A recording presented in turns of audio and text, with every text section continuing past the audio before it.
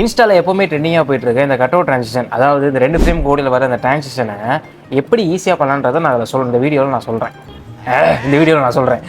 ஒரு விஷயத்தை இங்கே நான் பதிவு பண்ணணும். என்னவென்றால், இந்த வீடியோ வந்து எங்கள் ஊர் எம்எல்ஏக்கு நானே ஷூட் பண்ணி எடிட் பண்ணி கொடுத்தது. இதெல்லாம் யாரா உன்ட்ட கேட்டா? யாரா நீ?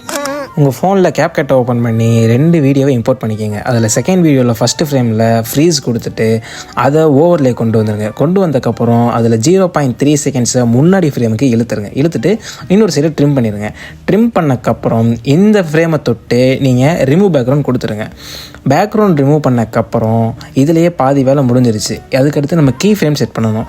ஸோ நம்ம ஃப்ரீஸ் பண்ணி வச்ச இமேஜோட ஃபஸ்ட்டில் ஒரு கீ ஃப்ரேமும் அதுக்கப்புறம் கடைசியில் ஒரு கீ ஃப்ரேமும் வச்சுட்டு ஃபஸ்ட்டு கீ ஃப்ரேமில் கொண்டு போய் அந்த இமேஜை கீழே இறக்கினக்கப்புறம் அதுக்கப்புறம் இந்த வீடியோ வந்து கட் அவுட் ட்ரான்சிஷன் ஆல்மோஸ்ட் ஆயிடுச்சு. இப்போ இதை ஸ்மூத் பண்ணுறதுக்கு அந்த கீ ஃப்ரேம் ஆப்ஷனுக்கு பக்கத்தில் இருக்க கிராஃப் பட்டனை தொட்டு அதில் கியூபிக் அவுட்டு அப்படின்றத கொடுங்க. அப்படி இல்லைனா ஈஸ் அவுட் கொடுக்கலாம், இல்லைனா குவாட் அவுட்டும் கொடுக்கலாம்.